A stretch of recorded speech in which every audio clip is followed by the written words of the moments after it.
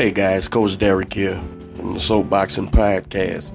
If you guys want to get involved with podcasting, I suggest downloading the Anchor app.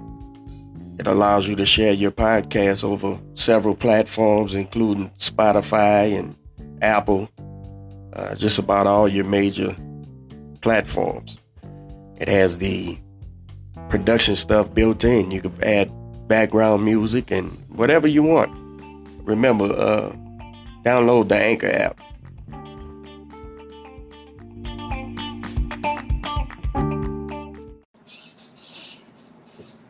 All right, we are live. Good morning, good morning, good morning. Thank you for watching Soul Boxing Podcast. I have two very special guests that you should really know. But first, let's get into it. Ladies and gentlemen, this is Soul Boxing Podcast.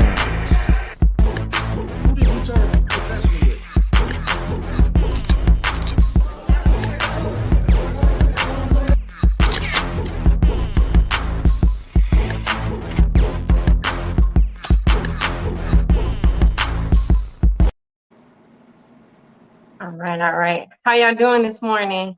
Good. I'm all right. Thank you so much. How are you? I'm okay. Man, It's a little early. So I think a lot of people know you two, like associate you two together. One the coach, one the boxer. But can you guys just introduce yourselves like individually first? Like just you can say your name and who you are, and then I'll bounce off of that. Cool. My name is UT, and I'm a coach currently at the Houston Coliseum Academy, and I coach there, and from time to time, and behind the scenes, I also help out coaching Alief Ali. All right. Tell me, what's UTG stand for? That's an acronym that nobody knows. Like it's just a name. It's just 3 letters. You feel me? The meaning is deep, and I can't really share with nobody really like that. Only my family and people like that would really know what that means. Because it's not fulfilled yet. So I just let it ride like that. It's just some letters for now. So your name, you go by UT? Yeah, I go by UT, UTG, Utah, UTZ, so yo. You know what I'm saying? Utah. I go by a lot of things. Coach. Some people call me Coach. You know what I'm saying? Yeah. Okay. All right, Coach. We're going to hand the mic over. Nah, for real. Talib Jr., formerly known, everybody know me now as Alief Ali. Used to know me as Ray Talib Jr. though. Alief Ali. Super welterweight 6-1. All right. So so who started boxing first? Utah started first. And Utah, what made you get into boxing? What made me get into it was just I had somebody when I was in the Army that actually was like, hey, I could actually train you and let me train you to see what could become of the potential. So just growing up, we always was fighting. So we was always fighting and just scrapping, slap boxing, throwing hands, and putting on gloves. But what made me get into actual traditional boxing was in the military. I had a good buddy of mine named LaRon. He was like, hey, let me show and let me coach and let me train your hands, because we used to just do random fights and we would have random little sparring matches, and I was always holding my own. So he was like, shit, let me actually train you. And that's how it started back in Georgia. Okay. How do y'all two know each other? Because I We feel like everybody knows, like right now, everybody knows Alief Ali, and they know you guys together, but no one knows like how y'all met, how long y'all been knowing each other, what the bond is, what the dynamic is. Like y'all brothers, y'all best friends. we brothers for sure, and we best Yeah. friends. We've been knowing each other over 15 years, probably like 17 years, and counting. And I got introduced to Utah through a mutual friend named Ike. Both our friend, he introduced me to Utah. Like, it might have been like my eighth grade summer, going into ninth grade, and then we've known each other ever since then. So this has I been. can just feel like the chemistry. Y'all so funny. I can't even not laugh. Man, and let me go and keep it real with you right now. Let me do this right now, because let me tell you something. I don't want to rob the people of the authenticity of the genuineness of this interview. You feel me? Sure is. So I want to let the people know right now that we're really trying to do this, you know what I'm saying, and trying to be however we're supposed to be. That way it don't be silly. You feel me? Because No, do you? because this, y'all, like this, bro, I want y'all to know. Me and this guy right here, man, we go way back. You feel me? And a lot of people don't be knowing, and a lot of people don't be seeing, but a lot of this should be a lot of laughs. You feel me? A lot of laughs throughout time, throughout all these years. You know what I'm saying? Like, we met each other through friends, laughing, you know what I'm saying? Kicking it, always telling jokes, and you know what I'm saying? Just some shit like that, man. But it's real deep. It's deeper than boxing. Everybody got to know that, man. It's deeper than boxing. You feel me? This is my best friend. This is my brother. Just like people. One dude used to be like, "Oh, y'all niggas ain't had the same mom," but bro, that don't mean too much. You feel me? Because I didn't see siblings that done killed each other. There's stories of how Cain and Abel Cain killed Abel. You feel me? So to me, that blood thicker than water. You know. What it really is like my dad used to tell me when I was young, like, in life, you know, you could have brothers, you could have moms and dads. He said, but a lot of people don't ever have no friend. You know what I'm saying? So he was like a friend. And then, you know, with that little story, my dad took me through, letting me know and understand what a friend was. You feel me? Mm-hmm. So he was my friend first, and then throughout the years, the bond grew so strong. So it's like brothers, you feel me? His well-being or whatever is my well-being. My welfare is his welfare. And it just, so we both coming from A-Leaf. It's just so crazy we ended up getting into boxing. You know what I'm saying? Because it really became like this because it's like your back against the wall, my back against the wall. You feel me? Everybody your size, you got to run their ass down. Everybody my size, I got to run their ass down. You feel me? And that's exactly how it was. You know what I'm saying? But it's deeper than the surface. And I don't want to rob the people of knowing that. You feel me? Like, you know, y'all see us like this, man. But shit, you know, we be really cool kicking it a lot. Boxing don't even got nothing to do with our friendship. At all. Boxing came way later in life. But like, that wasn't even nothing we never planned on doing. Like I said, like Utah said, he started boxing and brought it on to me. We been locked in, brothers and all that. I know his mom, he know my mom.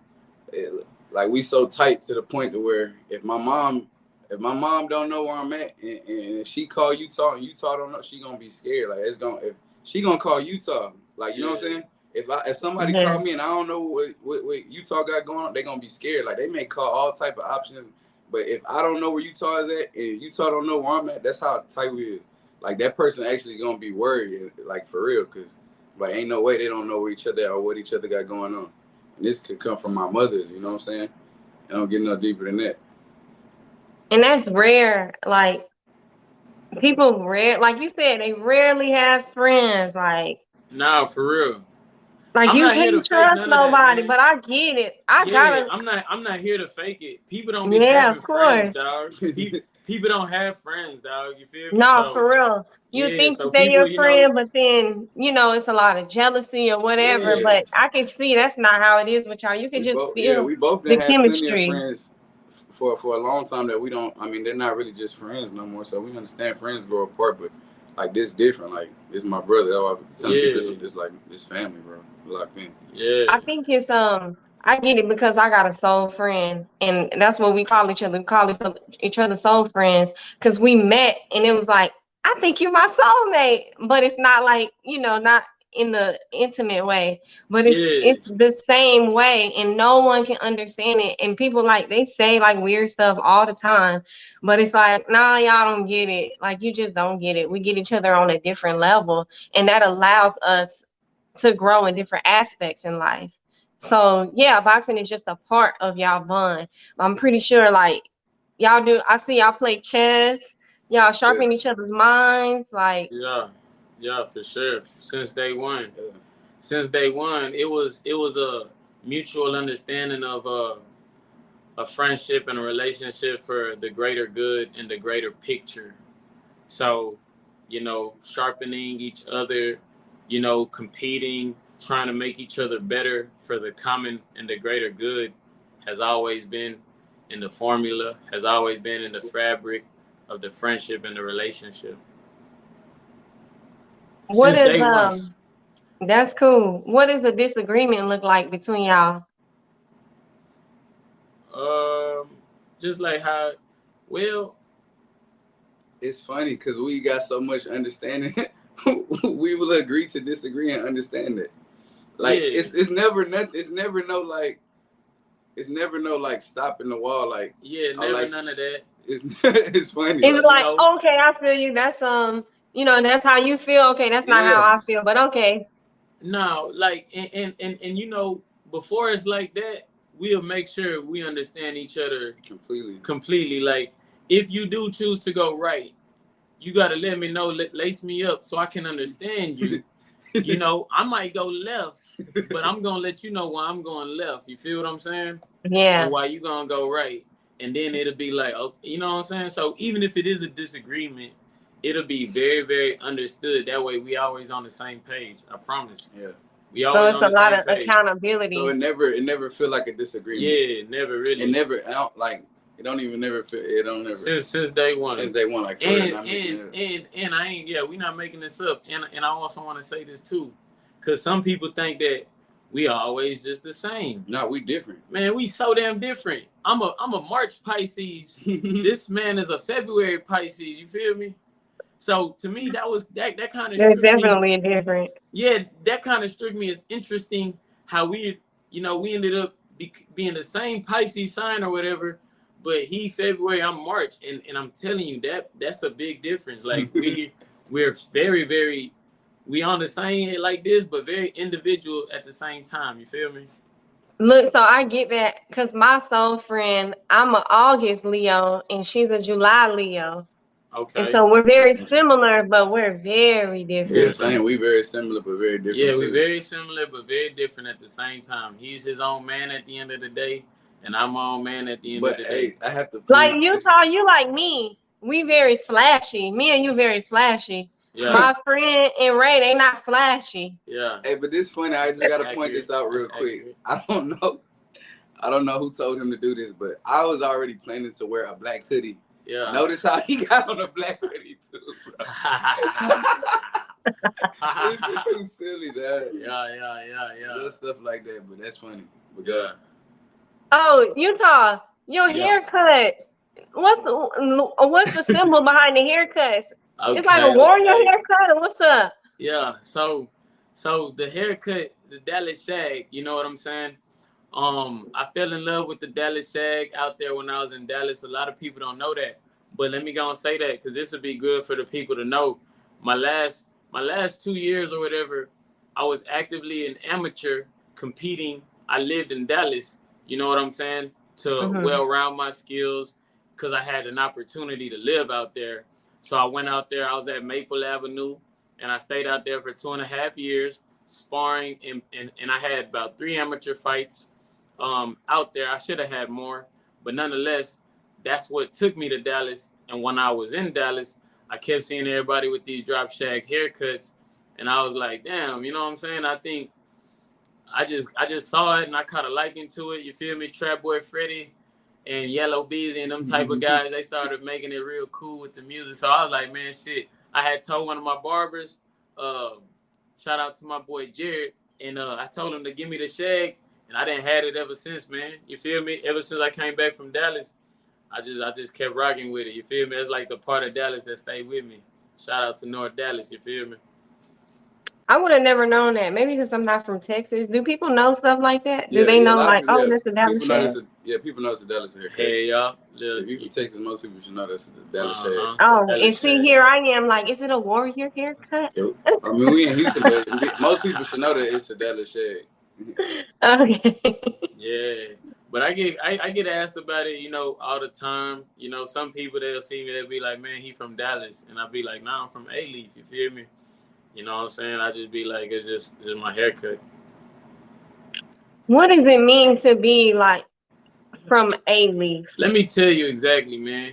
What it means is it's a lot of stuff that you could be proud about, and just it's an original place. You feel me? So Independent. yeah, it's independent. You feel me? Like it's just live. You know, It's a district that only got 3 high schools, so you got HISD, it was the whole Houston. Then you got a Fort Bend. These are 2 different counties. Alief is just Alief by itself. It's just us. Yeah. This area is just only. So it's just owned by itself. It don't got the Houston behind it or the Fort Bend behind it, and then it's just its own district. Yeah. I know. I only learned about Alief from the show, Mo. Yeah, But girl. did y'all watch it? Do you think it represented Alief well? I don't know about representing Alief well, maybe for his standpoint, because it's diverse out here. You know what I'm saying? It's diverse, like all cultures. I'm not saying it's necessarily representing Alief well, but it did show a lot of landmarks. You could just be watching it and be like, hey, that's Food and Rama on Kirkwood, or you know what I'm saying? You could just be looking at it and be like, hey, that's Crump Stadium in the back. Like I literally played, and I was an all-district athlete at Crump Stadium. So it's like things, if you from Alief, you'll just notice like little things. Hey, he at the grocery store right there on Dairy Ashford. So it's just little things like that. I don't know if it just necessarily represent Alief for just everybody's perception. Of course not. You know, of course not. Well, yeah, because he was like people, everybody. people out here, you know what I'm saying? That's not their perception at all. You know what I'm saying? But yeah, he did a good job of, you know, showing landmarks and things like that. But it's cool though to be from Alief, you know what I'm saying? Like because like how he was saying, Alief is its own thing. It's big, but it's small too. You feel me? And back in the day when it was newer, you had a lot of people, you know, trying to bring it to the forefront to where people would know about it. So you had a lot of people repping Alief, you know what I'm saying? So the culture kind of made it a cool thing to rep it, because it was like, you know, y'all H-Town, y'all Southside, y'all Northside, we Alief, you feel me? So we our own side. So it was. I guess that's what kind of made it a thing too. Is it was new. You know, it's not so much as it is now. Now, a lot of people beginning to know and understand about Alief, but back then it was new. You feel me? Yeah, it was new. So that's another thing. It was cool because it was new. You feel me? Because it used to be like a suburb at first. Yeah. I noticed a lot of people that's from Alief, like y'all got a small community where it's a lot of people who are very, like you said, Alief proud, and like Ray, you carry your Alief bag, you got Alief shoes, like you got your whole Alief jumpsuits, like I noticed that. Yeah. I mean, I did put in a lot of work out here for so many years. It's just When somebody from Alief, you know for sure, because it's something that indicates I'm from Alief. Yeah, for sure. So yeah, like right now, I got on my Alief, just an Alief, whatchamacallit. It don't say Alief, but this is actually an Alief hoodie though, the original. You feel me? AFM hoodie. You did look. Y'all boys can't see this. Look, what that say? Boxing. This is the original, man. You feel me? Yeah, this is the original. I don't know if y'all can see it. Yeah, we can see it. Yeah, the original, man. You know, AFM. You know what I'm saying? That little whatever it stands for, Alief family. So you know what I'm saying? That's kind of the stuff, you know, we've been on. You feel me? But it's a lot of history though. Alief. All right. So fast forward, you went to the military and then you were introduced to boxing. Yeah. And then when you came out, you let Ray know like, hey, you should box, or how'd that go down? It It didn't do that. Yeah, nah. How did it? It didn't just necessarily happen like that. Yes, the part about Utah and the Army, all that is correct. And no, at this point in time in our life, it was no such thing as calling Ray and be like, "Hey Ray, yeah, I'm about to get out so you could box." Yeah. You gotta understand, on the other side of the phone, I'm in the streets hustling. You know, so it wasn't just like no a sport or anything or nothing like that. Like I was full time like in the streets hustling. But this is my brother, so in the Army there'd be times and months where he didn't have a phone, but when he did have a phone, I was able to use the phone with. I mean, we always in contact, updating each other. Like I'm telling him what I got going on, he telling me what he got going on. And he telling me like when he telling me like he come home, he gonna like, you know, hey, when you got free time, I'm gonna be showing you know how to box and stuff. But it wasn't like on no, yeah, you about to become an amateur boxer, mind you. Like you understand, I'm in the streets hustling. That's all I'm about. That's what I'm about. I'm in the streets completely, 100%.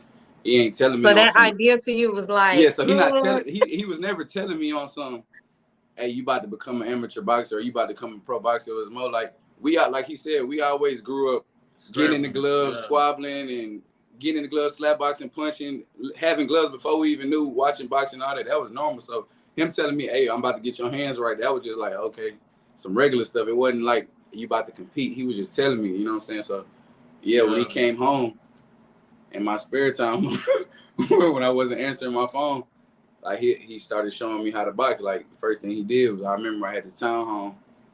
When he came home, he lined me up against the wall and showed me how to get in the boxing stance. Yeah, and that was like the first day. And way before it became like something like, hey, you're gonna be a boxer.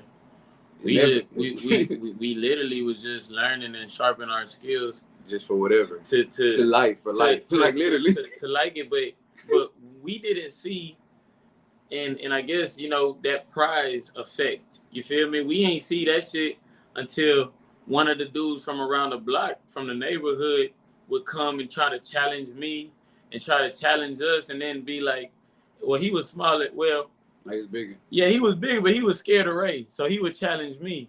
You feel me? So he would challenge me or whatever, and then he ended up telling us like, man, you know, they do street fighting, club fighting, whoop-de-woo on Friday nights. And the dude was like, man, the way he spun it was like, y'all could go win money. They awarding, if you beat up your opponent, they give you $150, $200 plus whatever y'all bet. And that's how it started. You feel me? That's how it started. We was known in the neighborhood because once he started showing me, like, that'd be something like I do in my routine. Like I said, I'm hustling, but then we always, like, we athletes. Utah, basketball. I play football. Like I said, I did 1 year in junior college. So by this time, I'm done playing school, done playing sports and stuff. But we always been athletic. We never been lazy. We never been about just being lazy and fat. So exercise always been something that we always been doing. So when we was boxing, that's what that just became.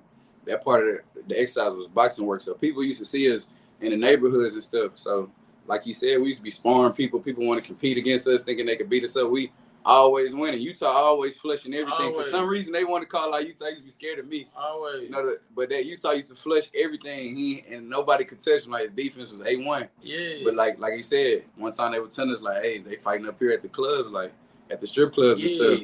So we went up there. Listen, mind you, I ain't never been to a boxing gym. I ain't never been to nothing yet. We started going fighting on either Friday night, Saturday night. What, Saturday? Sunday. It would be Sunday. Yeah, Sunday. It would be Saturday night, but Sunday in the morning. Cause you mind, this is in the strip. This is in the strip club.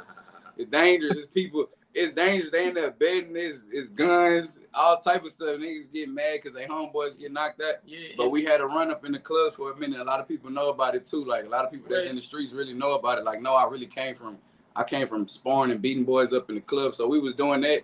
And we was betting. It was nice. Like it was nice. It got dangerous. I remember the last time we stopped doing it, it got dangerous because one night we came in there with like 3 dudes from 9700. We smashed everybody.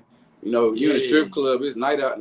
Like, boys, losing money. Boys want to take it further than fighting and stuff. So it didn't got real before. it was some guys. There was a group of like some street fighting guys from Mo City. Yeah, from Mo City, we was flushing them boys. And Ray beat up on one of their big dudes because knocked them out clean. Like people don't know there ain't no weight classes. Yeah. So every nigga that was kind of big that was over 6'5", he really a heavyweight. Ray fought him. Yeah, cause it's street. This is street. This in the club. Every nigga that was medium size, these niggas really like welterweights, cruiserweights, or whatever. I'm fighting them. You feel me? And we whooping their ass to the point Ray whooped the nigga that was 6 something, like 6'2", and he was from Mo City. And them boys was like, oh man, we gonna beat up, whooped up, whoop-de-woo. And they were like, you know, kept threatening to come back, and you know, like they was mad and shit. You know what I'm saying? But it was no classes. We was always beating up people bigger than us. I only lost one fight in the club street, and that was to a dude 195. You know what I'm saying? And I tell that, you know what I'm saying? He was 195 pounds, 100, and he ain't want no smoke with Ray, so I had to fight him. Come on. Yeah, a lot of people know that. Like, matter of fact, I ain't even gonna release who we seen up in there, but a lot of people know that that's where we came from. Yeah. A lot of people know, that been around since day one. They know that I started off fighting in the strip club. So boom, I was not competing. It got to a point to where I knocked the dude unconscious. Like, it got to a point to where I knocked the dude. This mind you. Did they have medical in there? Referees? Nah, like this is straight. This is straight. This, like, I don't think you understand. This straight out the mud. It's got to do with money. Like, yeah, when you walk in, money. Like, so if you're not somebody who conditioned, you can't fight no way. Because they smoking. Because when you walk in, everybody's smoking. Everybody's smoking. Everybody. So you fighting against the dude and all the smoke in the air. And you got you got strippers in there. Some of these strippers are beautiful ladies. So you got dudes taking L's, getting knocked out from the strippers. There's a lot of egos. People feeling a lot of type of way. So it's really dangerous. But we was winning money. I remember one time I won like $1,200 because it got to a point where people got used to seeing me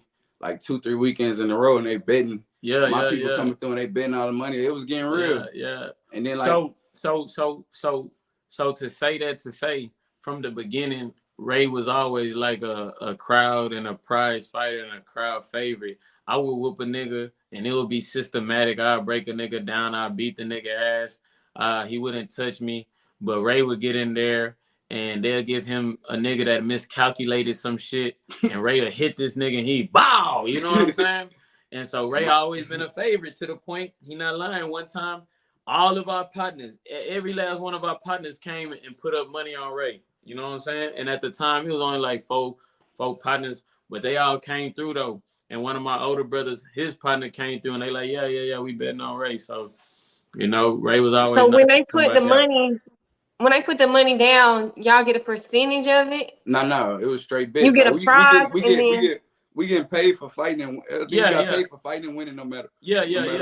So we'll get a percentage because let's say my partner put up 200 versus oh boy, he putting up 200 on his partner. So when he won the 200, he'll get Ray some. Yeah. And that's how it started. That's literally how it started. From there. And so literally I was prize fighting before I was prize fighting, and we was fighting with no headgear. No headgear. But I understood, I knew what it meant and felt like to fight and get money. But fight for money. Y'all was using gloves or was it fist? This is like now that we know this is just we don't know if some people had on 16, some people had on 12. Who knows? All they was doing was giving you some gloves. Some gloves on your hand. Gloves from Walmart. And if you chose to wear a mouthpiece, that's on you. Nothing was regulated. No 16 ounce, none of that. You know what I'm saying? Well, did y'all wear mouthpieces or no? Huh? Did y'all wear mouthpieces or no? I think I did. I'm not sure. I think we were smart enough. Yeah, I think I was smart enough to. Some nights we did. Some nights we didn't. Yeah. You know what I'm saying? Like, you understand, we wasn't no boxers. You understand? We wasn't. We was not on no boxing anything. This was just an opportunity. Boys trying to squabble for bread, but it was something like that. To let everybody know that's how it started. You know what I'm saying? Yeah. It continued from me coming back from the Army and then just training me and Ray. And a lot of people don't know. We would practice amongst one another and we would spar with each other. Yeah. So me and Ray sparring. And we would have rules because, of course, he's bigger and stronger. So I tell him, all right, no crazy power shots, my nigga. You feel me? Like, you can't just hit me with no power shots. Y'all been knocking me out. No, so watch this. So we was always training from the start because I told him, when you go with me, you have to make it a game of trying to be faster than me, trying to be faster to score. So it was like a scoring thing. You feel what I'm saying? So he would have to. And it was a challenge for him because, you know, he fighting a dude, sparring with a dude that's 130, and you can't punch him hard. You know what I'm saying? Mm-hmm. So and it was cool for me because now I could spar with Ray. You feel me? Yeah. Ray, how big were you when you started When I first, boxing? like a lot of people would not believe this, when I first started. All right, boom, I'm gonna fast forward because after the we stopped the strip club after we had like a mean run, probably like a month and a half straight. Cause like I said, it got too real. It was getting too gangster. Like we barely making it home at night sometimes because real stuff was getting involved. Like we beating up people from different neighborhoods. We like having but it got so real that stopped. And Utah was just like, hey, you need to go to a boxing gym. Yeah, I swear. Like you got something for real. Like you got something, you need to go to a boxing gym. Yeah. So, you know what I'm saying? Man, so boom, I was like, okay. So we went to Hanks, and I never forget, like, went to Hanks, and I remember, mind you, like I said, why this is going on, why I'm fighting in the clubs and all this stuff, I'm never on no, oh, I'm about to be a boxer, oh, I'm trying to run miles and be in top shape and all this. So I'm still in the streets hustling, doing what I do, eating good and all that. So we went to the Hanks. I remember that was the first time I stepped on the scale since like high school, since I played football. The scale, I jumped on the scale, it just said 248. Oh, damn. Yeah, dude was a 5'11", super heavyweight. You feel me? 248. As you know, Were I fight you at 154 right now. were you like solid or you was big? Both. Like chunky? Yeah, both. Both. I never was just no sloppy fat dude. Like I said, I played football all district. You could Google my all district at Hastings and Alief, and then I went and did a year in junior college. You know, I always been an athlete. I've been playing sports since I was 5. I started playing basketball at 5 up until middle school. In middle school, I played football to like 1 year in junior college. I never was just like So sloppy imagine fat, that but yeah, I was. strength that you got coming from a heavyweight all the way to 154. Yeah. Yeah. A lot of people don't know that. Yeah, that I put in a lot of work. I really changed my body completely. Like people think I'm born with abs DNA like that. Nah, I really been putting in a lot of work for a long time. Yeah, we both was big. Even Utah was big. Because we didn't know about weight sensitive sports. We didn't play weight sensitive sports. Yeah. Especially me, I'm playing football. You know what I'm saying? So yeah, a lot of people don't know I used to be 180 pounds. And then he used to come. Then like I remember one year in high school, instead of getting a PlayStation, I told my parents to buy me a weight bench. Yeah. And we always been grind. Like he always doing the workouts that I do. Yeah. So we always was like on some strong. So he was little, but he was big though. So the thing for me was, nigga, you small, but you got to keep up. You know, you got to keep up with the heavier dudes and the big boys. So I was little. I've never been any taller than 5'7", and I might be 5'7", 5'7.5". But just being cool with Ray and trying to work out like these football dudes, and I bulked up, and then I continued to bulk up until I was in the military. I was 180 something pounds, benching over 300 something pounds. You feel me? So that's why, like, and then when I lost all that weight, you know, I fought at 132 as an amateur, but I hit like it. If I line up with some small people, they gotta be good small people. You feel me? If not, they're not gonna be in the ring. You know what I'm saying? Even right now, body strong. I can tell you look strong. Yeah, you know what I'm saying? We big on strength. You know what I'm saying? So our strength carries more than our weight, from my side and his size. You know. Yeah. So y'all started. So when y'all went to Hanks, did you box too over there in Utah? Utah really was that he had Utah, like when he came back, like he was really already into boxing for real more and more. Like I said, you gotta understand, he come from the military. He come from being disciplined, being all this. I'm full-fledged in the street. I had lost my discipline from football and all that. Like I had lost all that, waking up early, working out, and all. I had lost all my discipline. So Utah was already like going to Hanks a little bit before me. Then he finally, cause like after we stopped fighting in the clubs, like I said, I wasn't a boxer. I wasn't on no box stuff. So I'm just back doing my routine. And Utah routine was already boxing. He was into it. So he was already going to Hanks, and that's when he told me, bro, you need to come up here. Yes. So yes, I was boxing. I was already thinking and trying to get into that lane. Yeah, he was already in that lane for real already. Like he was already for real, like in the lane. I wasn't. Yes. By the time, you know, I was at Hanks, you know, we done with the streets, and now we trying to clean it up, and this won't be, because we did so good, industries that gave us the vision to be like, man, maybe we could do this, even though we started late, because we knew we started late. But we was like, man, shit, maybe we could do it. You know what I'm saying? So I was like, bro, I'm gonna find us a gym. And yes, so I had went to Hanks, and I was boxing. You know what I'm saying? At Hanks, got my little gym membership, and I was in there trying to find a coach and trying to find those type of things and find my way. And so Utah, you how many amateur fights you got? So I have over 25 amateur fights. Not a lot, but I know I did get at least like 20 to 25 amateur fights. I think what year did you start? I don't remember the year exactly, but he started late 2015. Yeah. I remember.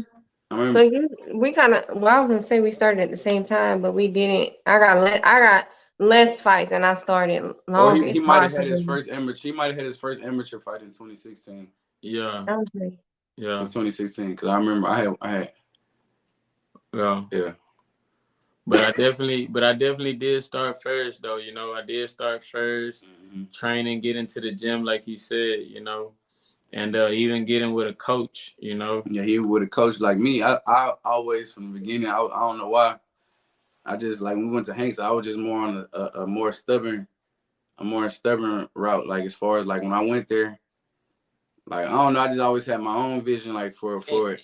Like I didn't get a coach when I went there, and you know, and a lot of them coaches they was mad at me because I didn't want to train with them. Like Utah had a coach and he was getting trained by a coach, but I didn't, you know what I'm saying?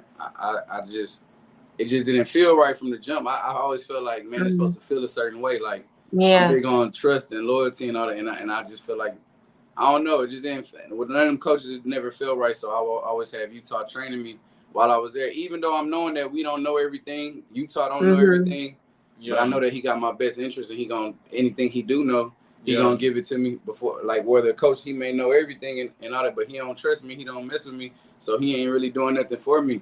So I said I was relying on my brother until I could actually find that coach where I got that feeling. So they was like from the jump, like at Hanks, people always look at me funny and look at me like, oh, he not gonna, because I never had a coach. I was just training with Utah. So let me explain that. What we started to understand was there's so much game and there's so much BS that comes with this sport. That's what we really started to understand early on. You know, just walking into a gym, you see 3 coaches, one sleeping, you know, the other one, you know, got an old dude, you know what I'm saying? And you could tell he not really, you know, he bullshitting, you know what I'm saying? Like, I didn't have no real cool, you know, like I ended up having a cool upbringing because of the people that I ended up getting around. But just starting off, my guidance was Floyd Mayweather and Roger Mayweather. So to me, a trainer, if you didn't look like Jeff Mayweather, Floyd Sr., or Roger Mayweather, and you're calling yourself a trainer off the jump, you giving something half-assed or less than to your fighter. You dig what I'm saying? So, and that's how my mind worked. You know what I'm saying?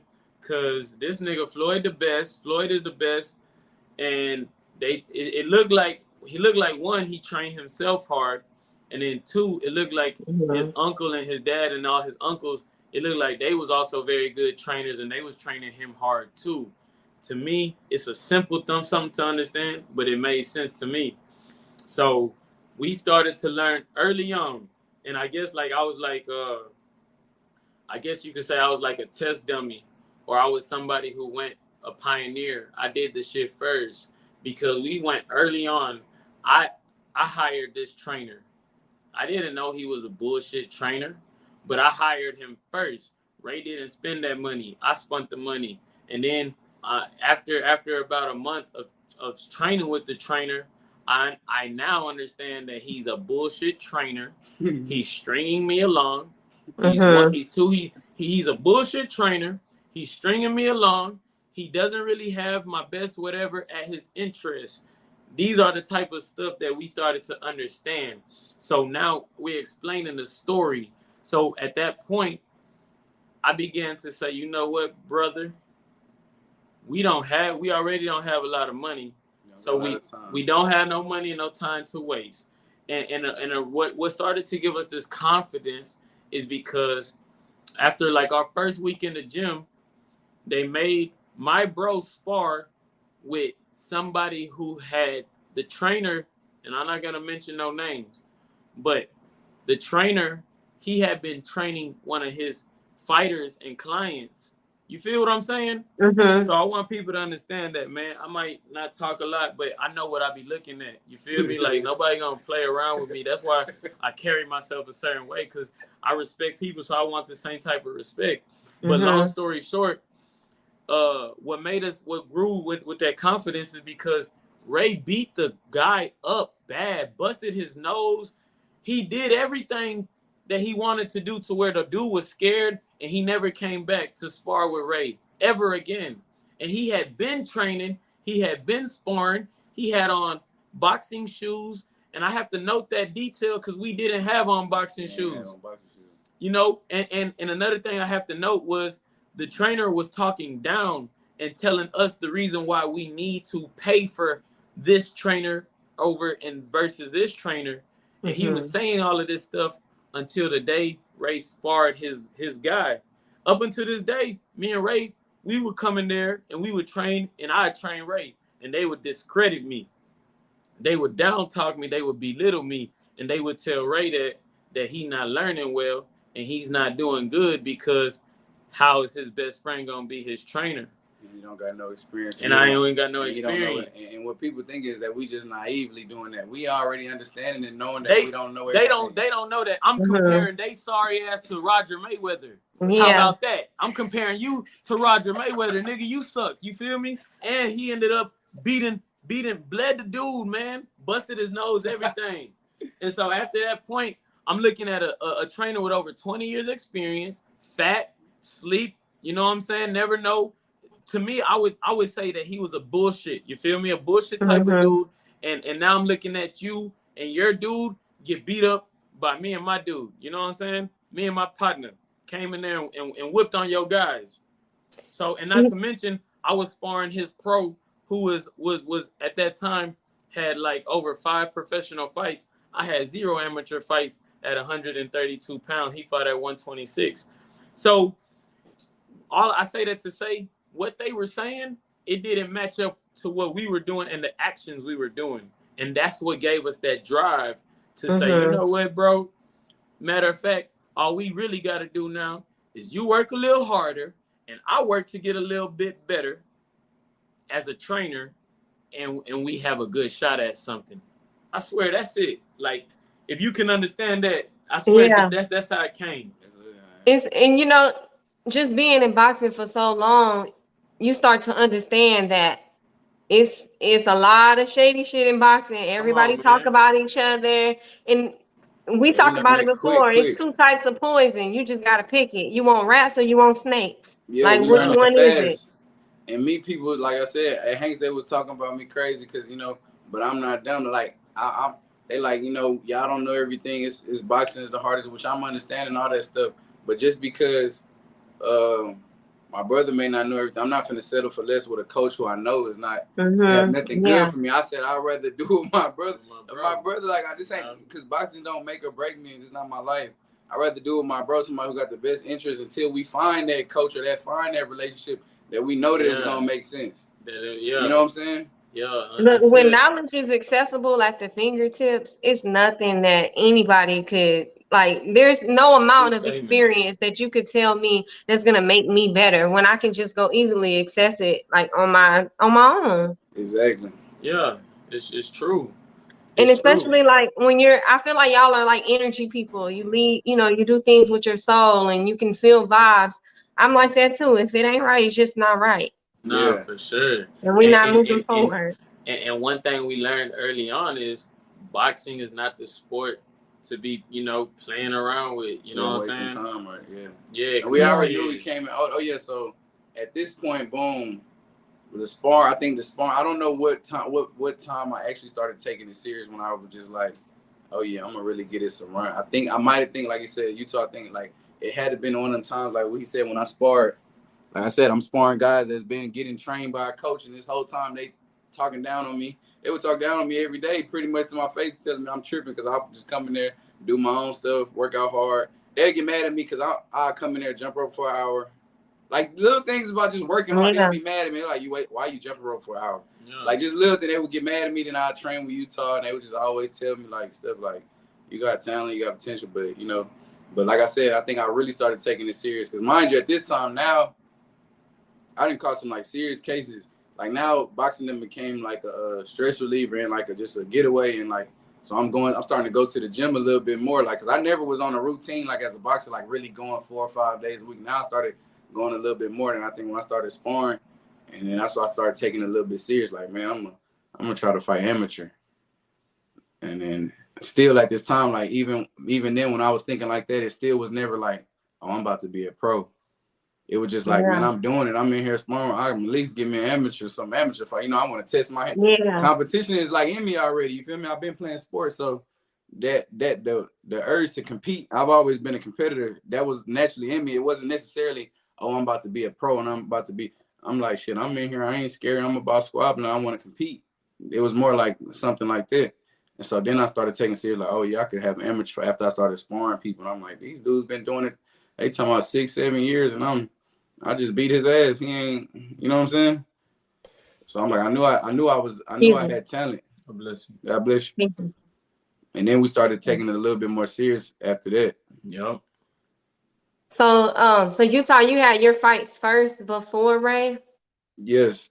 Yeah. A few of them, like maybe 1 or 2, and then he crossed over amateur. See, what happened was like, all right, to give you the timeline real quick. So we was at Hanks. Well, first we went to Hanks. It was the end of 2015. We did that for like a couple months, and like we said, they was really always like, not to speak bad, but they was always kind of like, you know, just doubting us, everybody that was there. And then so sometimes you need that. Yeah, because it really tests you what you want to do. Us at all. But a family friend was real close with the Charlos at the time, and they had opened up a gym. The Charlos had just opened up a gym on Kirkwood, and the family friend was like, "Hey, they already knew that me and Utah had just started getting into boxing. They was like, hey, come over here, man. Like he real close with the Charlos. They was like, come over here. So we went over there. I think they gym had opened up in 2015, but like 2 days before Thanksgiving, I had violated my probation and I had went to jail for 6 months. So like when I actually just started getting serious, like into just now starting to become a boxer or try to get a routine, like finally starting to go to the gym at least 3 times a week. Cause like mind you, I'm still hustling. So I really ain't got no schedule, but I'm starting to go to the gym like 3 times a week. Now I'm starting to like it more. I went to jail for 6 months. So I never really got into a full boxing schedule for real. Like, but it was on my mind heavy. Like when I went to, so when I went to jail and they told me, oh yeah, you sentenced to this, I was like, yeah, that's what I'm gonna do. Like I had in my mind the whole time. I already was training with my bro. I was like, that's what I'm finna do. I'm telling everybody in there, yeah, when I get out, I'm about to be this and that. Everybody thinking I'm just talking. It's still people that respect me and love me to this day because they was locked up with me and everything I said I was gonna do, I did it. Like it's so many people that's been there that know, like I don't never talk about it, but then seen every step of the way. I ain't never lied. I always kept it real. I always been genuine, stand up. I told them everything I was gonna do when I got out. Some people probably didn't believe me because it sounded crazy, but everything I told people I was gonna do, and it's like I said, there's still people here to witness and tell it to this day. I did it. Like when I had no amateur fights, like I went to jail. I did 6 months straight, and when I got out, it was no plan after that. It was square business. I fought like 3 months right after I got out. I turned open after like my second amateur fight. I was fighting dudes that was way better than me, way experienced. I had to find out the hard way. Like everything came hard for me. Yeah. Do you feel like it was like a supernatural force that was pushing you? Because I know, like, I kind of understand when it's a lot of naysayers and it's just something within you. Like maybe it's hard to describe. Like you don't really know what it is, but it's like I'm just gonna do it. Like I don't care. Yeah, I always believed in myself and everything. I've always been a confident person. That's just my whole life. That's in anything. Like I'm the type of person. Like I never like nothing nobody say. Never been a thing. Like I'm never been worried or care about what people say. Like I may take it into consideration, but I never like nothing what somebody else say never affected me. Like, yeah, if anything, it probably did. It probably do use it as motivation. That's it. But like, Yeah. nothing. Like, I've never been a person that get affected like what somebody say or something. You know, that really never really bothered me. Besides motivation. But yeah, when I got out, we turned it up. But I think Utah may have like 2 fights already. Like, cause while I was locked up, I ended up having the phone in there. I ended up getting the phone, so I was able to still communicate. And then I seen Utah, he was really boxing for real, and I think he had got his win. And that just had me turned up in there. I ended up having my boy P. Shout out to my boy P. While I was in there, I used to have him in there. I taught him how to basically hold mitts with me, and we used to practice like every single day. So everybody that was in there knew, like, oh yeah, he the boxer. Nobody used to miss him, and then everybody like, oh yeah, he could fight and he could squabble and that shit. Yeah. And then I had a cell phone too, so I was good. So, but I started contacting Utah, and I seen they was really doing it. I'm like, man, these boys really boxing. They traveling. I'm seeing them in uniforms, and it's getting me crunk while I'm in there. I'm like, oh yeah, I'm really finna get out and do this. By way of Jamel Charlo. Yeah, by Jamel Charlo, these boys traveling, and I'm seeing them. By way of Jamel. Did we train together? Were we training together? Yeah, for a short period of time. Jiffy, I left. I think I left early. Yeah, you came. Yeah, you was there for a while. You know, you was there. But there was a lot of people that came by the Charlo Academy whenever it was on Kirkwood, whenever it first opened up. But I actually helped build that gym. We was at Plex first. Yeah. And then Ronnie Shields, I don't know how the transition made, but Jamel was like, I'm gonna make my own gym. I'm gonna make it on the Southwest side. And I was like, dang, that's far. You know, Plex is already in Stafford, but it was a few of us who helped build the gym. Yeah. But it was because of Jamel Charlo doing the whatever he did in the amateur program or whatever, opening up that gym. And then, turning us and having some guys amateur, that's what, was getting me my little amateur fights and stuff like that, representing, the Charlo Brothers Boxing Academy at that time, you know. And then, like he said, he was coming out. He came out to, join afterwards. It was already in motion. So I'm in jail I'm getting even more excited. I'm more focused. I took that time to really, like, that part, like, it's crazy. It sounds crazy. Like jail not good for nobody. Like, it's crazy. But that really, like, it's like I needed that. I needed that at that time. Like, I needed to sit down. It sound crazy, but I needed to sit down. I was too wild. I was young. I was having money. By the time I went to jail, I didn't already had houses, luxury apartment. I was moving too fast. I was catching cases left and right. Like, and going back to what you were saying, Jiffy, life. Life, because this man was in jail thinking he had nothing but time, you feel me? So these are some of the things that geared him towards saying, I'm going to do it and I'm going to do this. Because he could have said a lot of things, you feel what I'm saying? He could have came out and got a job and never looked back, you know what I'm saying? But life situations, the stresses of life, the pressures and the different points in the areas and the different times in our lives, these pressures for him made him commit inwardly to saying, when I get out, I'm going to go pro and I'm going to do this and do that. So that's kind of, that had a big part to do with him coming out and going that direction. Yeah. Because he did a lot of time. And while he was doing that time, he was saying, hey, this is what I'm going to do, So being in jail, you know what I'm saying? Yeah, because that shaped some the boxing, and that it shaped some of that choice as well. Yeah, because I started hustling at a young age, so by the time I was like 21, 22, I'd already been hustling since I was like 15 years old. Like, people was regular kids in school. I had already been in the streets hustling, so this was nothing to me. So I've been doing this.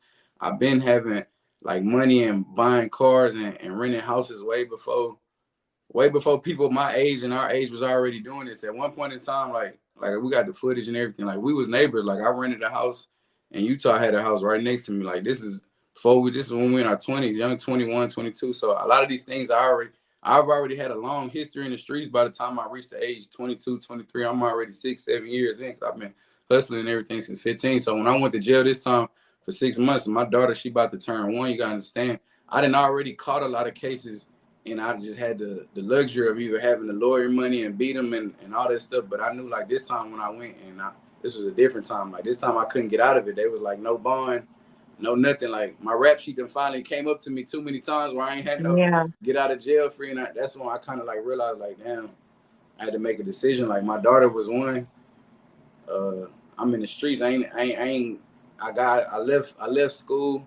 Only thing I got is hustling. Like I started realizing like damn, I started understanding like damn, bro, you got to make this transition. Like this ain't came what it be. Like you know what I'm saying. So I started I knew that it was the time to like start making the transition, like to get out or to do something else, put that energy towards something else. Even though I was still only young, like I said, I had already been hustling for a long time. I was only like 22 or 23, but I had already been hustling for so long already. Like I done already experienced so much stuff being in the streets out here in Alief. I done already seen so much stuff. I done seen deaths, robberies, all types of stuff y'all can't even imagine. And I've been in the mix of it, like in some stuff, because me being in the streets, my brother been in the mix of it. I done had him in situations where he could have almost lost his life a couple times just to the stuff that I'm out here doing. You know what I'm saying? So that was like the final straw when I went and I had that. I was like, yeah, I'm about to get out. I'm about to box, and that's when we really turned up for real. Still, mind you, at this time, I got to make it clear, Utah is the only person. My foundation fights. I never had another coach. Like, so people be understand. They may have seen me with other coaches, and they be like, oh, okay, this is where he learned this from. No, you cannot discredit my foundation. Everything that I ever learned from the beginning, mind you, all this whole timeline. Even at the gyms that we went to, even when we went at the Charlo gym. Yeah. Utah was the head coach at the Charlo gym at the time.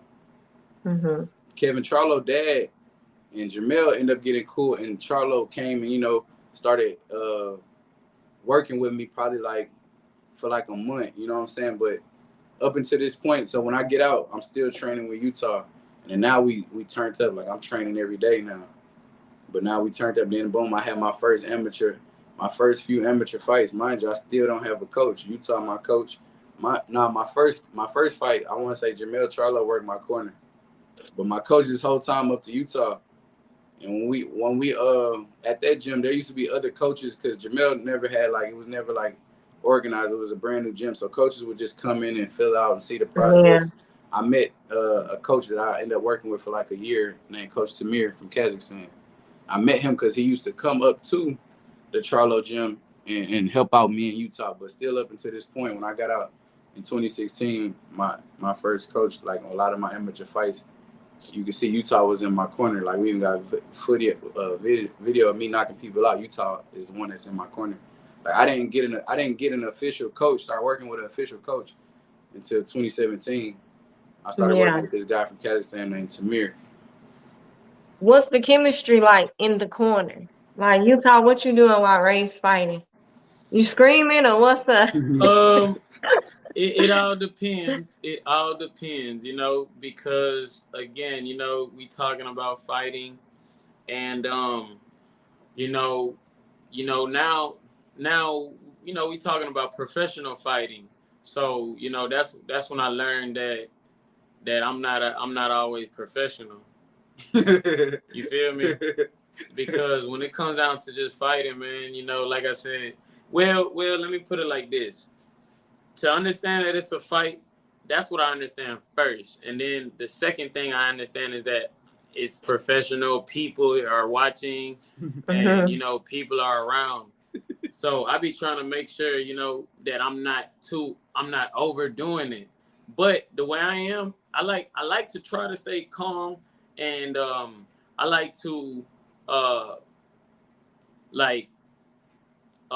encourage the things that like if he's doing something good, if he's doing something that I'm like, yeah, I want to reinforce. So I'll be like, yeah, but I won't say too much, but let's say he's not doing something that I feel he needs to be doing. I'll give a key hint, a key word, and that's all I'll say. And I've gotten better because when I first started, I was way more reckless. But now, just seeing the transition into the pros and seeing him fight and be up there with other trainers that I actually think very highly of, like Bobby Benton and Aaron Navarro, and seeing how they're calm.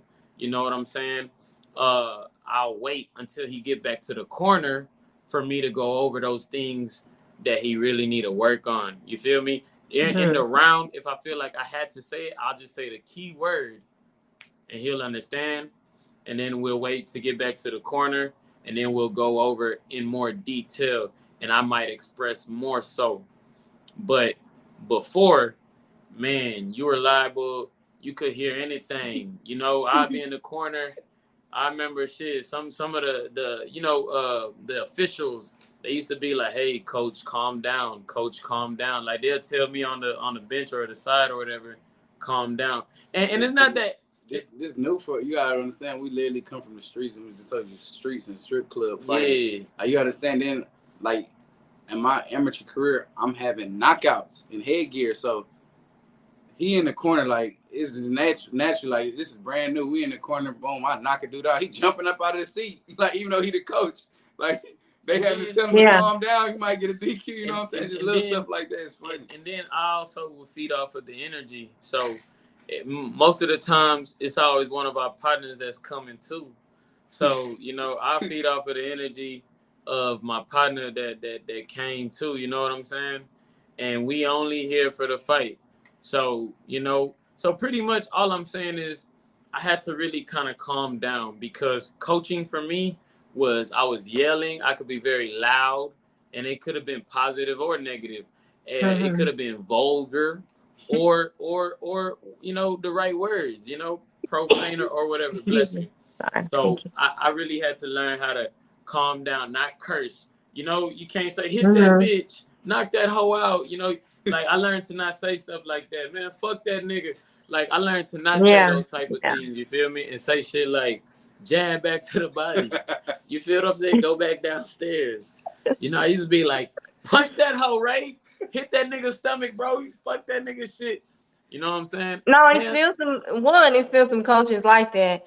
And two, like I can relate because I was a trainer for when I went to TSU, I was a trainer for a whole boxing team. I literally like I had a few fights and I was training like 20, 30 people. Eventually I was like, okay, well, we gonna hire a coach. But I was like that too in the corner, like, screaming all types of stuff. So, because you get passionate about it, and you really want your people to win, and I was just about to use that word. You find a way to get in their mind and in their spirit. So it's like if you know Ray can handle it, you be like, you might slap him in the face and be like, man, you know who the fuck you are. And so for us. It wouldn't be like slap or anything, but it's just the words we might we use certain words or we use real time type of words and talk and he'll understand it. But you're right, I yell a lot, so most of the times after his fight or whatever, see now like you know the last fight, you know, shout out to my bro, you know, he put me in the midst to where I was able to, you know, to kind of be in the corner. So, you know, I had to really had to level up. But what I was going to say is most of the time after his fight, I've lost my voice because normally I'm coaching from the crowd, which is everything. All shit goes. You feel me? Ain't no host bar. Nobody. I could be a fan. I'm just here to watch the fight, but I'm coaching from the crowd. So by the time he done fighting, I done lost my voice. You know, just making sure that he could hear what the hell I'm saying. I remember this last time, in June, we fought on the same card, and I remember we went to the weigh-ins, and Ray was like, "No, I need to add him on the sheet. Like I need to add him on the sheet so he could be in the corner." We were standing in line together, and Ray was not playing any games. He was like, I need to add him on. Like, no, this is his number. Add him on. Like, he's the third man. Like, no, he's the third man. It's crucial. So how was that experience just being alongside Bobby and Aaron? What was your role? Man, I'm just saying for me, like, that's something like since the beginning, that's like a dream come true. Like just us walking out together, that shit amazing, professional. That's crazy. That's crazy to me. And look, man, we're both two very, very humble individuals. We don't have no crazy thing about pride or no we don't have no crazy competitive pride issue with one another. So I thank him all the time. Like, bro, I really appreciate it. You know what I'm saying? Because it's because of this guy, man, you know, that I was able to do that. And a lot of people don't know. You know, he always be like, man, you know, Utah is the reason. But I get to tell you all today. What's today? The 6th? What's today? The 8th. The 8th. So today's the 8th. I get to tell everybody today, man. Y'all get to hear it first. He's the reason, Alief Ali, he's the reason why I came back to the sport. You dig what I'm saying? You know, so that's just that. You feel me? So I always tell him, like, bro, I appreciate you. Cause for me, it was a great experience to see Bobby. And mind you, I'm next to Bobby. You feel me? I'm next to Bobby Benton. You know what I'm saying? Like the Hall of Fame trainer, that's a legend, really. Exactly. Now, granted, the truth, like I knew of Bobby. I'm not about to lie and be like, oh, I was watching Austin Trout all the time, or I was watching Regis all the time, or I was watching these people to know, you know, to see Bobby in action like that. But I've seen Bobby. I've seen Aaron Navarro on TV way before I ever came and really understood who they were. They've been around for a minute. You know, so to finally be around, to see how Bobby coaches, to see the type of things he makes his fighters focus on, to see how just the game, the knowledge, and to be able to soak that up, it was like a blessing. You know, I'm literally like, man, thank you, God, because, you know, I've always, I mean, I don't know if he ever told y'all, but I've always said since day one that I would be, and I'm trying to be, one of the greatest trainers of all time. So, and it's not like with no, I don't say it with no crazy, oh, I'm better than this dude, or I'm better than this dude. But to see them, to be around them, it lets me know that I'm on the right track, if that makes sense. You feel me? Yeah, I was gonna mention that. So you both now have your own individual roles in boxing, and then you have your roles together. Yeah. So I do see you as a successful trainer, and I see you training a lot of people. I mean, he gotta be like I don't know, people don't understand, but he gotta be considered a successful trainer. Like, people don't understand, like he never stopped training me since day one, no matter who I was working with. Like, he's a part of my success. He helped me keep me sharp. Like, you taught, like you said, like, if you understand, our connection so deep. This my best friend. We not on no friends where, we not the type of friends where he telling me, hey, Ray, your shit don't stink, bro. Your shit smell good. This nigga one of my hardest critics. Yeah. But it's out of love. Yeah. I'm one of his hardest critics. It's out of love. This nigga's a hard ass critic on me. Like, you know what I'm saying? Yeah. Like, we know how to bring the best out of each other. Like, this nigga, we not like, that nigga will leave. We could be mad. Like, he could not be impressed. Like, he come see me spar. I could think I did good. And nigga not gonna be happy. Like, look, y'all not like good, this. Like, good job, Ray. We good, not, man. Ray, you look good. Oh, he making sure he telling me, hey, Ray, bro, you better stop listening to them telling you. Yeah, I like quick to tell him, nah, bro, them niggas ain't like, we stay level. Truth. Like, we square business. Like, we not on no cheerleading each other, bro. We hard. Like, I'm a super hard critic on myself, so I could take it. So it's really nothing he could tell me to, like, it's gonna hurt my feelings or be like. And the same way with him, he a super hard critic on himself. So it's nothing I could tell him where he gonna go cry or be like whatever. You know what I'm saying? But we are really hard critics on each other and ourselves. Like, that's one thing people don't understand. I swear. Like, we're hard. Like, he's like. So if I'm telling this nigga he doing something good, he know that I'm on something. Like, I'm doing better. If he's telling me, oh yeah, you doing. And the main thing, he gonna tell me, he get mad. Like, if it's so I'm getting hit with a clean shot, I shouldn't get hit with. Like, he want me to protect myself. This is my brother. He want me, because it's dangerous at the end of the day. He always want me to protect myself. And a lot of people don't know I'm big on defense. They ask what type of coach I am. I'm a coach that believes that you should hit without getting hit. Yeah, so you know, and if you do get hit, it shouldn't be clean, shouldn't be square. So he always help. We naturally humble and always stay level-headed, but we gonna make sure each other always stay level. Like, it's never like a oh yeah, you was just great. It's never that. It's never. We really hard. Like, people don't understand. We love each other, but we hard on each other. Like, we real hard on each other. But you gotta be though. I talked about this on one of the. he know, like, this dude know me so well. He know how to push me to my limit. He know how to push me. He know if I'm saying some real stuff. He know how to push me. He know, like, and it's crazy. That's why I gotta say Bobby a great coach. Like, Bobby, like, that's like all this led up to me finally meeting Bobby. Like, I finally met that guy I've been looking for this whole time. But like I said, Utah, day one since the beginning. But Bobby is another person somehow. Like, that's how I know he a great coach, because we ain't even been knowing each other so long. He know how to push me already too. Man, he already know the buttons right now too. And it's like, damn, how does he know this? Because he's a great coach. That's the only explanation for the stuff that Bobby's able to just do like this already, because he's actually that guy for real. And a lot of days, y'all don't know this. I'll come back from the Houston Coliseum Academy, and me and Ray probably worked last night, and Ray goes to Maine the next morning, and Ray, he'll come back and he'll be like, bro, not everything, but, you know, Bobby had me doing, or Bobby was working, or Bobby said that same thing, you know, and to me. And and when he'll tell me that, he'll be like, the same stuff that we was working, or you told me, or whoop-de-woo, it'll let me know that I got a good eye. It let me know, you know what I'm saying, that I'm on the right track.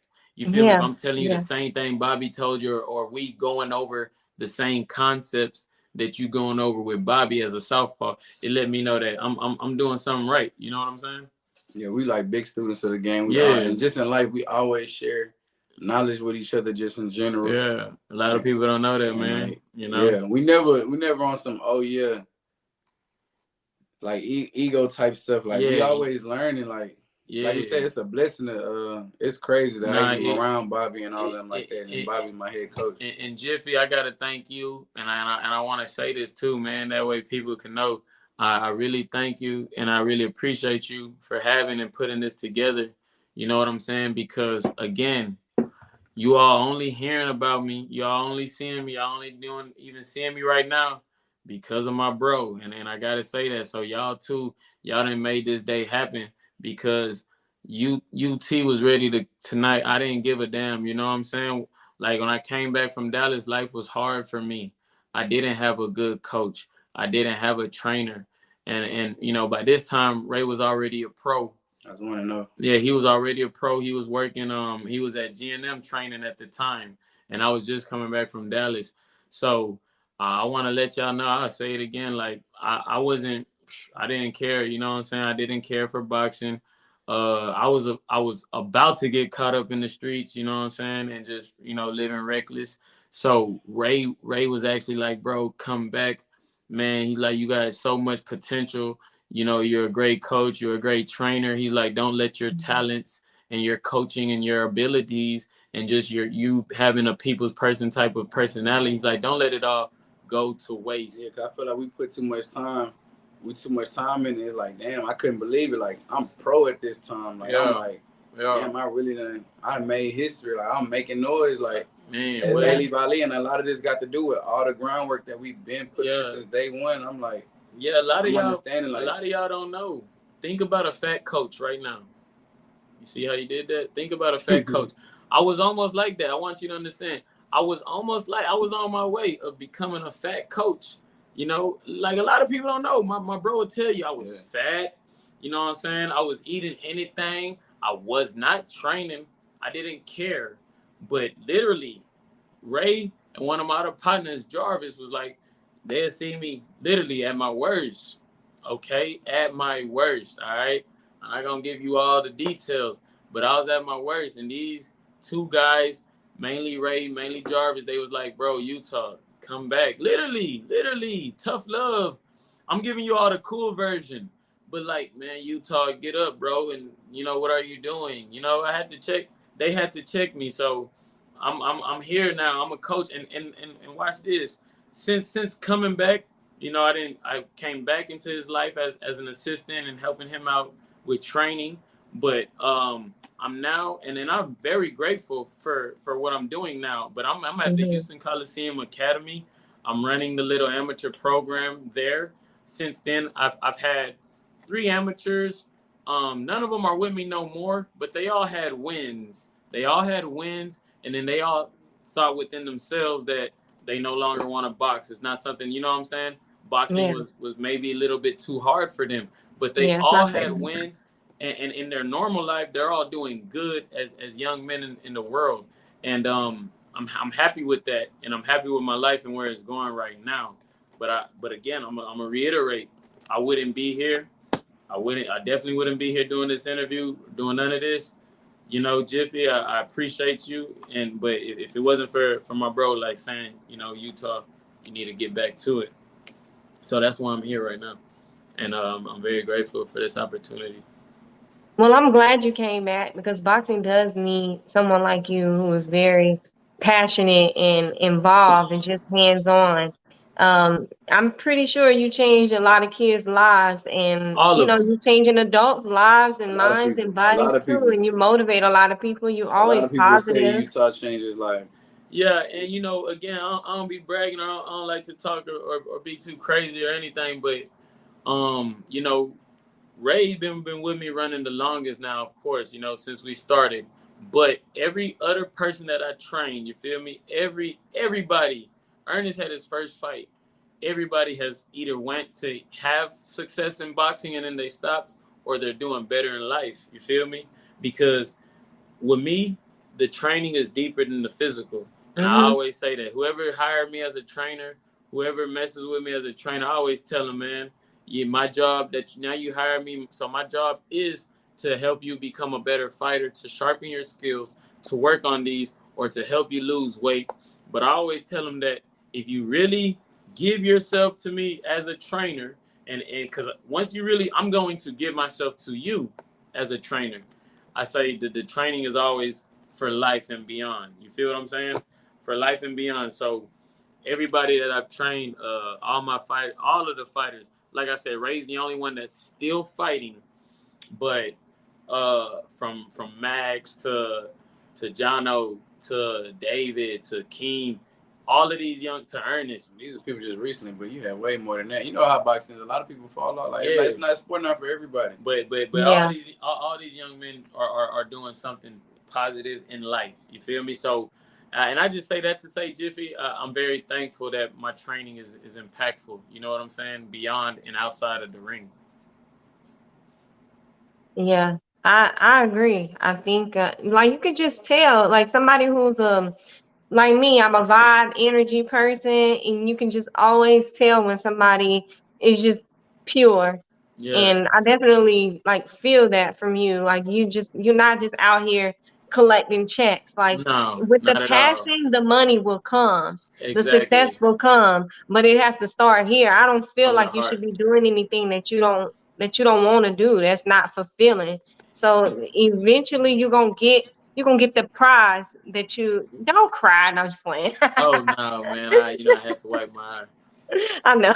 He's not even gonna train nobody that don't want to train hard. Yeah, We're gonna yeah. take the money. We get the money back. I get the money back, man.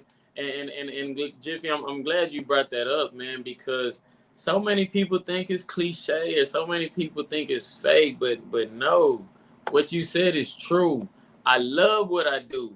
I love my fighters. I love the people that I work with. I love them first. You feel me? I don't care if that dude thinks he's whatever. I'm gonna tell him out of a place of love, X, Y, and Z, because I care and I actually love you as a person, you know. And now you're my fighter, so it's a huge difference. I don't do this for the money, never, since day one. You dig what I'm saying?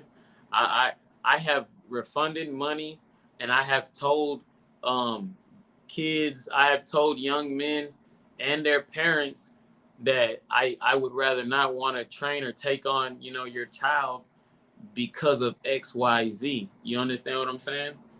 Because I do love my job. I love what I do. I love my life. Every day I love my life. I'm a trainer. I work a part-time job as a security officer. And it's very beautiful. It's cool. You know what I'm saying? I appreciate JJ gave me the opportunity, to be a trainer for these, young guys, kids, and men and women. So, I love what I do. And that's the first thing. You got to have somebody that love what they do, a trainer that love. If you got a coach or a trainer that's just doing it for the money, that's the wrong person. You do not need to be around that person. On top of boxing being a poor man's sport, there's not a lot of money in it. But so then you get a lot of people who are shady. Yeah, yeah.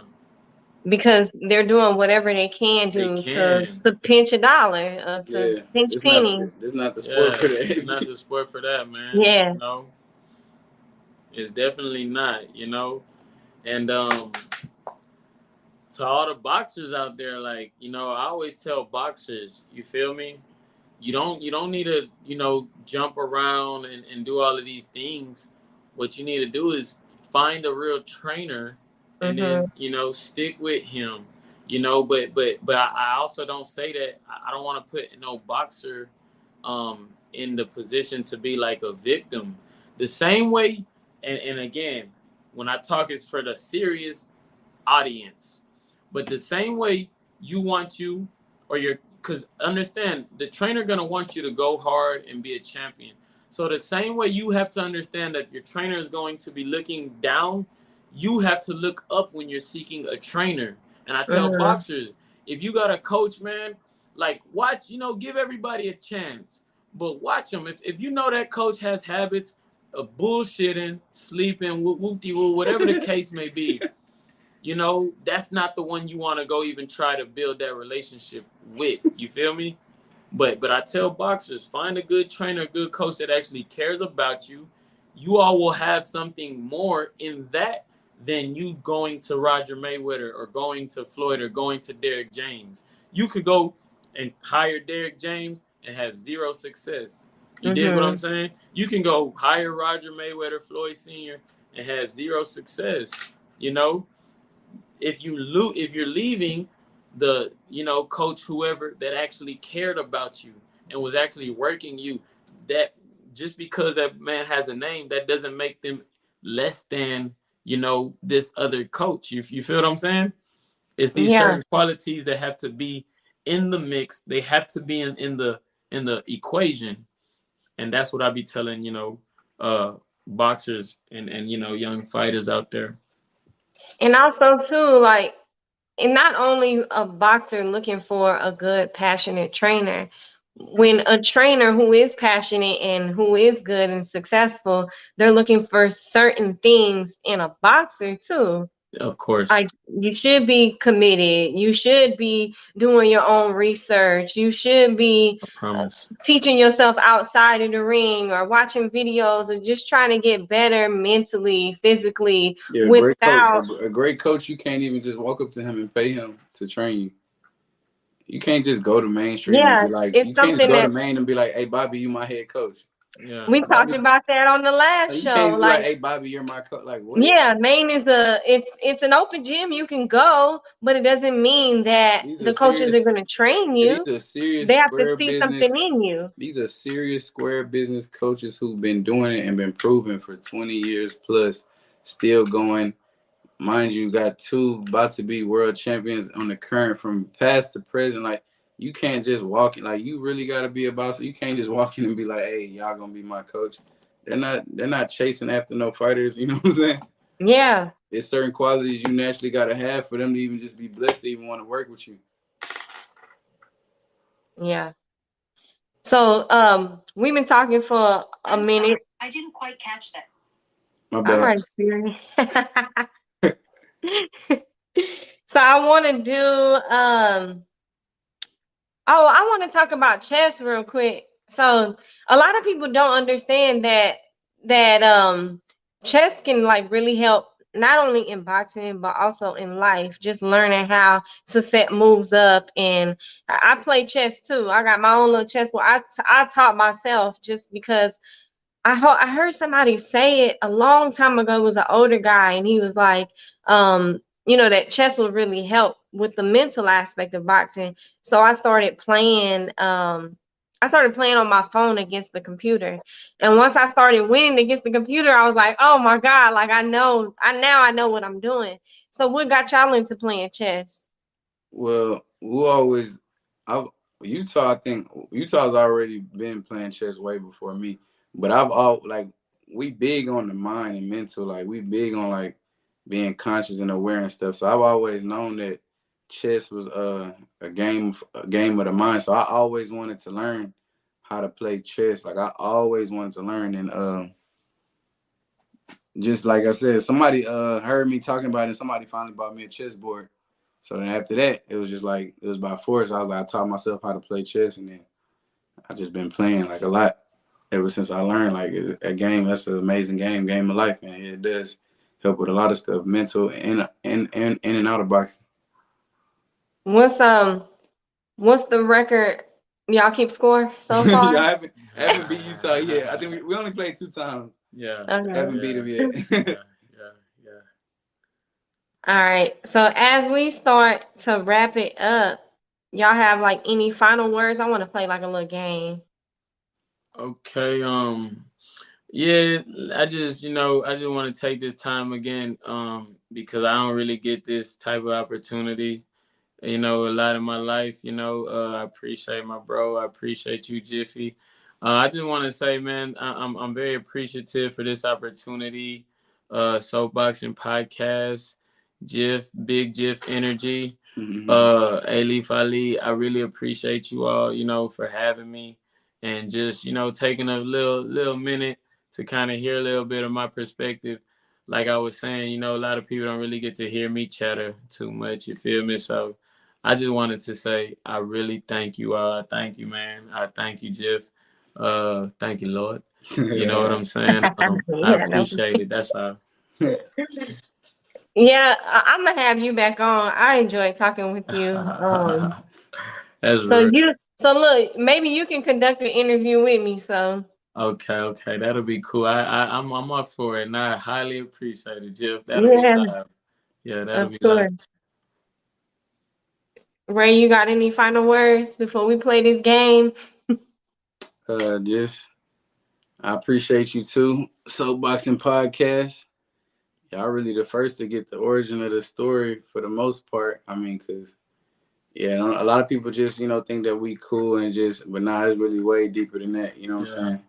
It's way deeper than that, and it's just amazing. Like we got still a long way to go, but we really came from nothing. Like literally, like a lot of people be saying that, but nah, this like a lot of people know this the real deal. True, really came from nothing. Came from Everlast Academy. Everlast, gloves, Walmart gloves, out in the apartment, shadow boxing and sparring. Yeah, sparring. Like literally Club Yakum, Bissonnet and Wood Fair, late night hours. That's literally how we started. We came from just doing it and fighting in the streets. So and now to Bobby Ben being my head coach, sparring with Regis, and signing to a promoter, and it's crazy. And I'm very proud of Ray.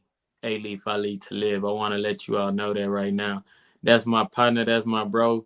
But I be telling him straight to his face, bro, I'm proud of you, bro. And not like no weird shit like, hey, I'm proud. But I be telling him, bro, this shit not easy, dog. You feel me?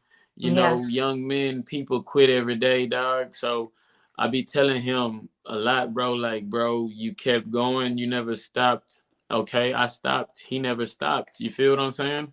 I want you to know that, Jiff. I stopped. He never stopped. You feel me?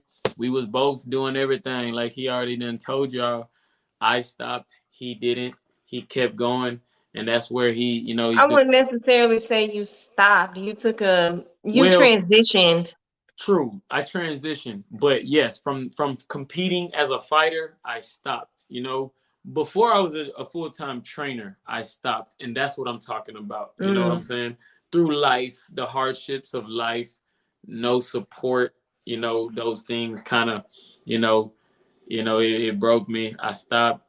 He pushed through. He never stopped. So, I'll be telling him like, bro, and he'll be like, man, I got an interview or I'm doing this. He's like, bro, I'm sparring with Regis. He'll come back, tell me, I'll be like, for real, bro? You know what I'm saying? Because, I just, probably either just came back home or did some shit or, you know what I'm saying? I'm a simple dude, but he never stopped. So every day we see the elevation and the growth of him never stopping. So I'll be letting him know like, yeah, bro, I appreciate you and I'm proud of you, bro. And thank you, you know what I'm saying? Because you never stopped. But it's all real. We came from Walmart, outside, Club Yakum, fighting street guys, street gangsters, whatever. You know, that's where we came from. You know what I'm saying? Yeah, for real. Well, I'm proud of both of y'all because I've seen the growth too over the years, and I'm just, I'm happy and I feel blessed to be alongside Ray, and then just being it, me and you, we just started to cultivate our relationship, so I appreciate that. Yeah. So likewise, Jeff. I appreciate it too, and I'm very thankful. And I say that with the shades off. Okay, I'm very thankful and I appreciate you. Yeah. So boxing, they don't cut themselves loose and let me do my first interview by myself today with you too. Yeah, So that's cool. Congratulations. thank you. 1,000. The realest Big Jiff energy. For real. I like it. I love it. All right, so we're gonna play. Y'all know this or that? This or that. Explain it. How does it work? You gotta just choose one or the other. Okay, that's simple enough. And they might be things that I don't know. There might be things that are not favored, but we'll see. I'll just do like maybe like 5 or 10 of them. You still gotta choose one of them. Yeah, you gotta choose one or the other. I like it, man. It's a hard game for me. Once you agree to it. So do you agree? You seen them? Do you agree, bro? Because once you agree, it's this or that. You know what I'm talking about? All right. Talking pets or talking babies? Now, hold on, before we go further, when you do it like that, does he answer first or do I answer, or is it a both? Y'all both answer. It don't matter what order. Okay. So, all right, say it again, I'm sorry. Talking pets or talking babies? Talking pets. Talking pets. That's cool, right? Yep. Why y'all chose pets over babies? Because I've always I don't want this to come out wrong, but I've always been an animal lover. You feel me? I don't want that to come out wrong, but I've always been an animal lover. You feel what I'm saying? So it's not to say like, you know what I'm saying, but I've always been an animal lover. I'm big on animals, and I love animals. Okay. Bad breath or body odor? Man. That's tough. Man, yeah.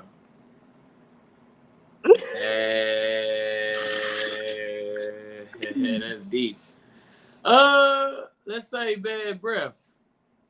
Okay. You know, because I just try to get you to not talk so much.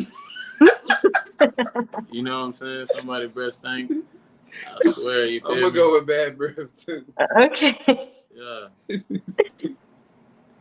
Conversation gonna be minimal. You seen them? Ketchup or ranch? Ketchup. Ranch. I'm It's a hard ranch though, person. but I go with ketchup. I think Yeah. I got ketchup, but on a little bit more things than ranch. I love ranch though.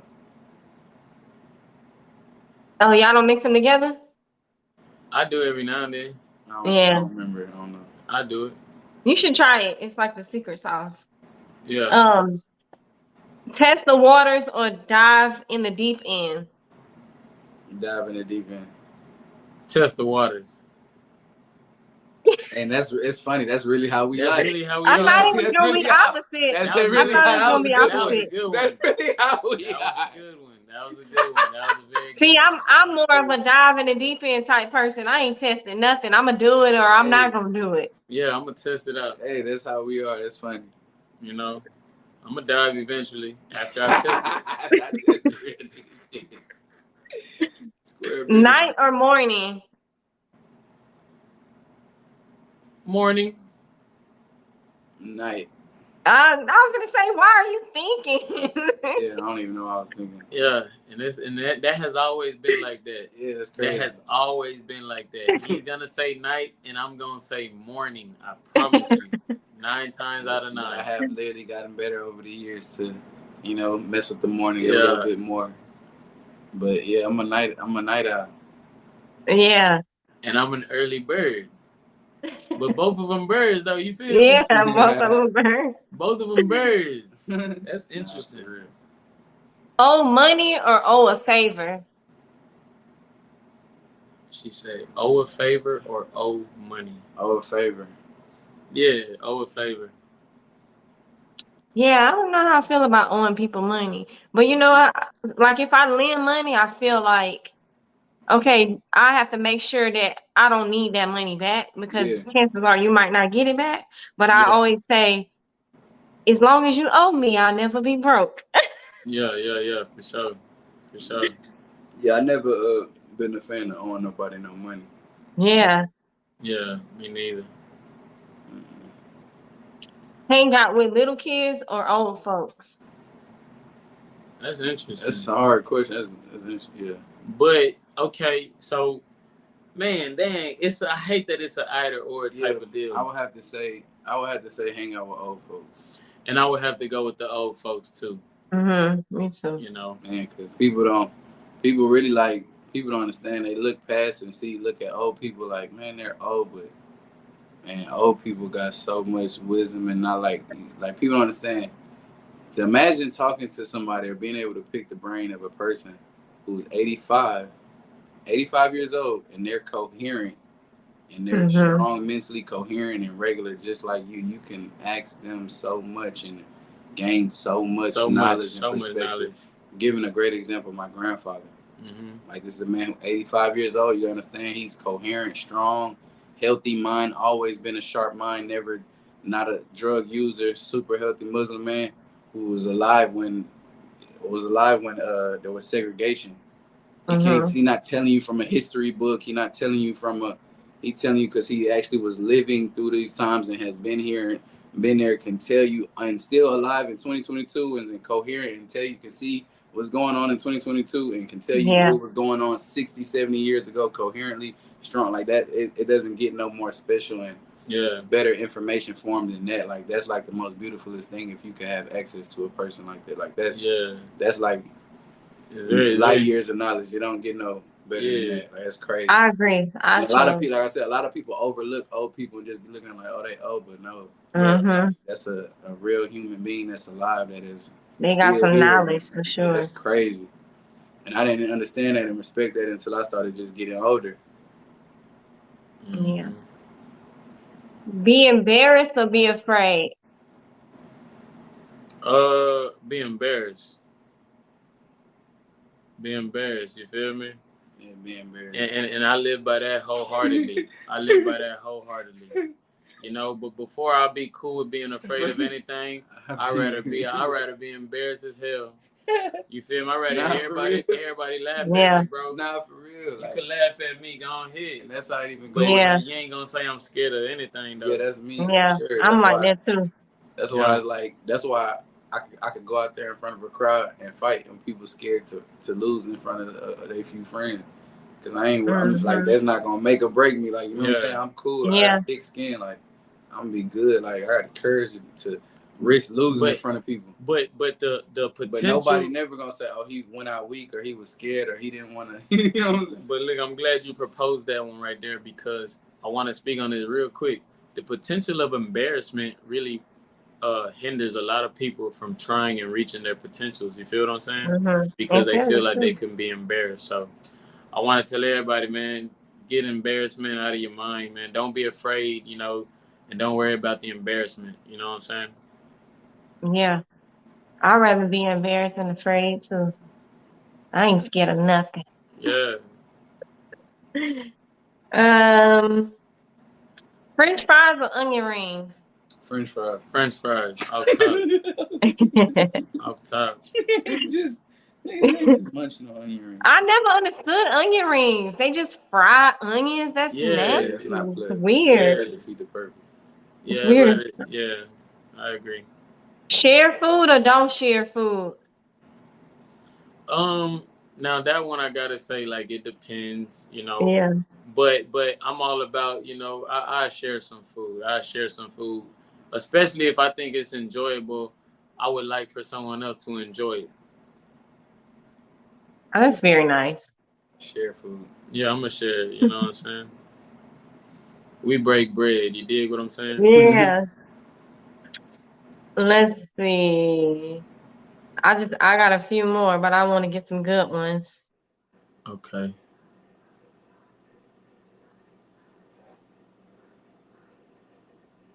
Passenger or driver? Driver. Driver.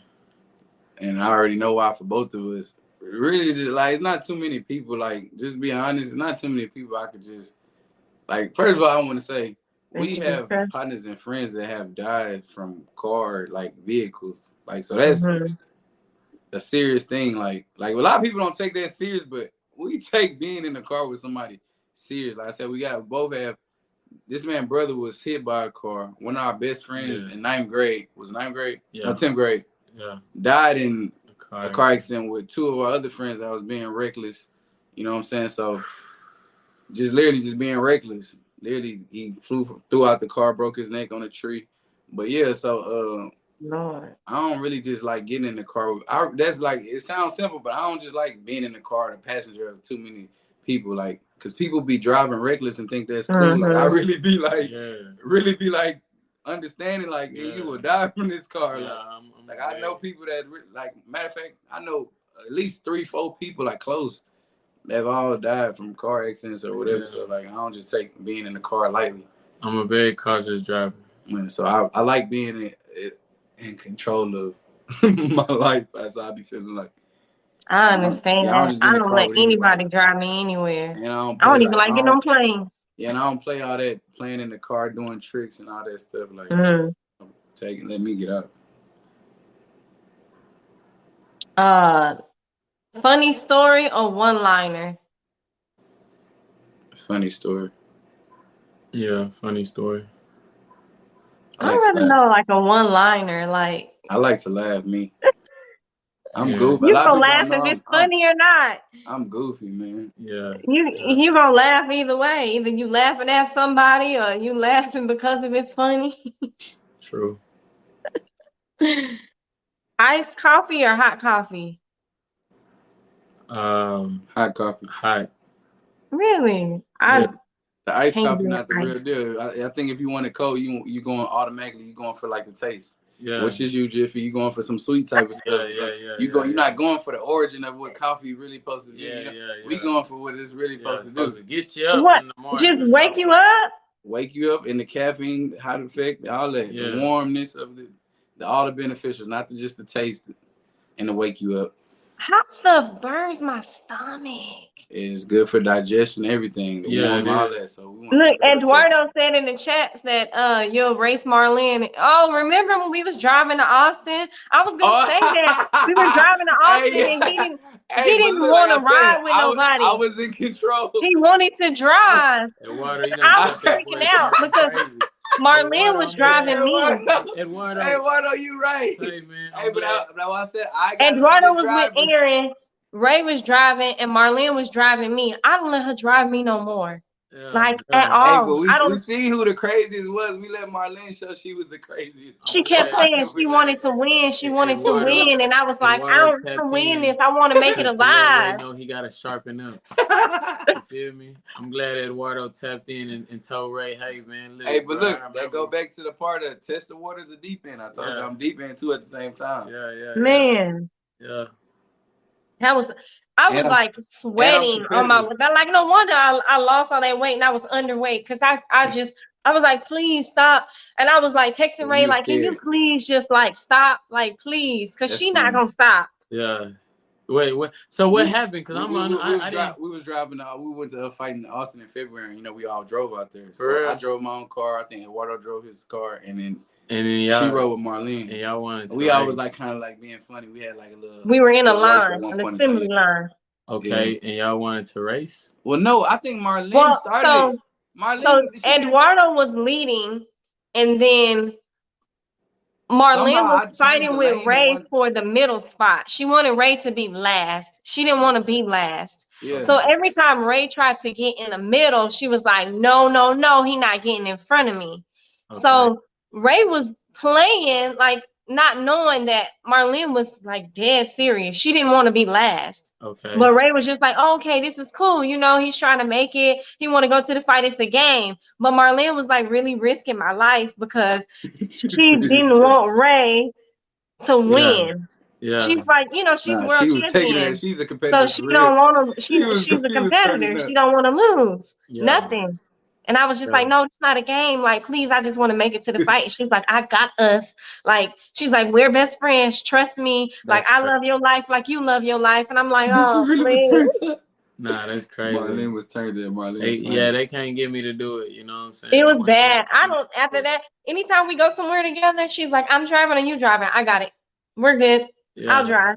No worries. I'm going to drive. Yeah, for sure. Eduardo silly. Yeah. Salad or sandwich? Salad. I'm on the fence about that. I hate both. It was so easy for us. Salad. Like, don't get it twisted. Not that we saying we wouldn't eat a sandwich. Yeah. But salad is, I mean, we're going to eat that salad though. Yeah. We're going to eat that salad for sure. Utah, do you cook? Yeah. Okay. I sure do. What? I saw some things. I was like, okay, he cooks. Oh yeah. Oh yeah, we got some stuff coming up real soon. I cook real man. soon. I cook, and I want to just say this real quick while we on cooking. You know what I'm saying? If anybody needs some meal preps, you know, y'all can hit me up, man. I'm selling meal preps.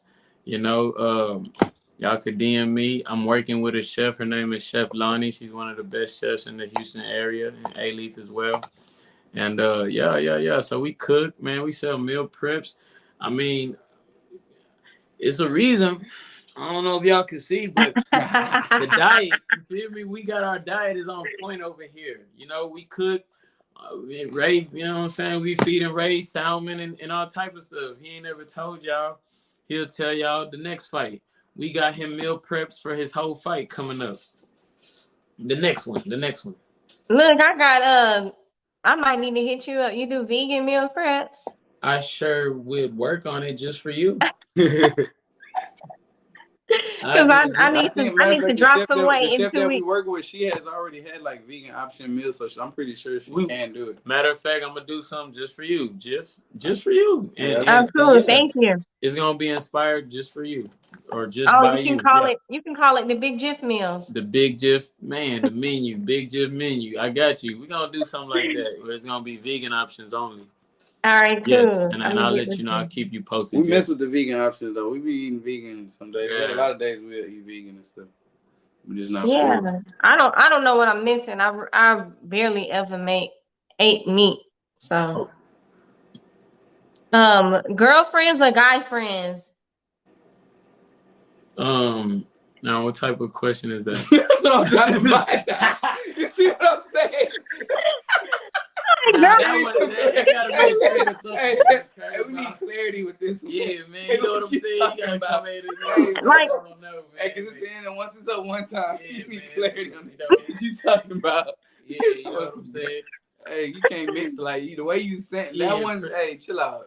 Now you're gonna have to hear words like "chill out." You gotta give me the question again. But, I'm not sure. It's this or that. Add some more words. It's just on here. It's this or that. Like me, I prefer to have girlfriends. I don't feel like I can be friends with guys. I see what you're saying. Okay, yeah, I prefer to have guy friends. Yeah, like it's just I don't know. Some girls will say, "Oh, I can't be friends with girls. I have to be friends with guys." I don't agree.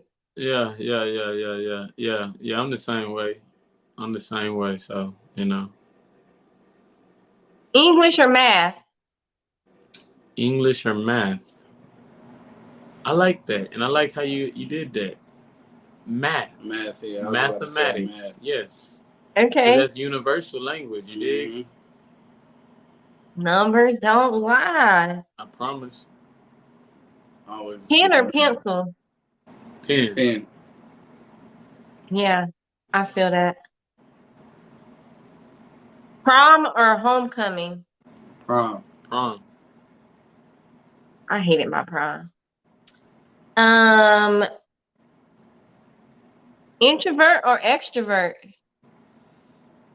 Extrovert. Yeah, extrovert. I'm not 100% sure. I'm not 100% sure on the meaning of introvert. And like somebody stated themselves. Yeah, I mean, a lot of people could say that. I mean, but you could be an introverted extrovert. Like, I feel like that's what I am. I feel Like, that's probably what I am. I'm closed off to a lot of people, but Me I'm also too. very like personable. Like, I'm That's social. how I feel. People would think that I'm just, but really, Exactly what I'm saying. I really just be chilling. Exactly what I said. Speed or accuracy? Accuracy. Education or experience? Experience. Man, I wish I would have known that before I went to school for 10 damn years. That's something we always known for some reason. Yeah. We've always known that for some reason. Like, we always, like, we always knew that for some reason. I don't know why. It's good to have an inherent knowledge. I know I said a few, but this is so fun. I'm almost done. Logic or emotion? Logic. Yeah. Same. Logic. Yeah, it's easy. Words or actions? Actions. For sure. Growth or security? I hear you say that again. Growth or security? Growth. Yeah. Security. You could. Security is settling. Yeah. You can settle. You can get security by settling for something. Yeah. A lot of people go for security, you know, but they're settling. They don't really got what they want. Yeah. I'd rather keep growing until I get what I want, even if that take me however long it take me. Yeah. Yep. I'm good with that too. Even like with being uncomfortable. For sure. Success or happiness? Success. I'm on the fence about that one. You don't think success brings happiness? Yeah, maybe. I feel like success brings happiness. Every time I'm successful, success or working towards, I'm happy. I guess I haven't experienced that yet. I'm not a content person, so I'm just like, oh, I did this. Okay, now I want to do this. I want to keep going and keep going. No, I know what you mean. Yeah, I know what you mean. I totally understand that too. But yeah, I feel like success and happiness is parallel in my life. Mm-hmm. And success don't necessarily mean money or, you know what I'm saying? Yeah. It's just hitting your own personal Success could be me having a better relationship with my mom. Mm-hmm. It could be anything that's going to success. It don't got to be, I just won $1 million or, you know what I'm saying? Yeah. What I see as being a success in my life. So success and happiness in my world, it run like parallel. Yeah. I get that. All right, for sure. 3 more, for sure. Regret or doubt? Regret or doubt? It's rough, huh? I'd rather have, I guess she's saying, would you rather have regret or would you rather have doubt? I'd rather have doubt. Yeah, I was about to say, I'd rather have doubt. Yeah. Too. I'd rather regret is such a strong emotion. Doubt is normal. That's the human mind. Yeah. You ain't never, I don't care who you is, you always going to have doubt in something in some form of fashion. Yeah. That's just the human mind working. And if you say you don't, you lying. Yeah, you lying. You're just doing it to sound good. It's always, doubt is always around the corner. It's just human nature. No company or bad company? No company. No company. No company. For sure. Yeah. That's easy. And last one, underestimated or overestimated? Underestimated for sure. I agree. Yeah, all right, that's all I got for my this and that. Thank y'all for playing. That was pretty cool. Appreciate you. Thank you for giving the game, show host. Yeah. All right, well, we're going to wrap it up. I'm going to see y'all back on here next time. Utah, you're going to be one of my guest interviewers. Maybe you can interview me. Nobody knows the origin story of me. Man, please let me do it. Please. I'm ready. I could do it next weekend. We can do it. I'm ready. All right, cool. Well, thank y'all for sharing. We'll post some snippets a little bit later. And if y'all just want to sign out and sign out verbally and just give your social media if you want. Okay. So you can just say what your social media. Alief Ali, My Instagram is Alief Ali _ and yeah, that's me on all social media platforms. And be on the lookout for my next fight date.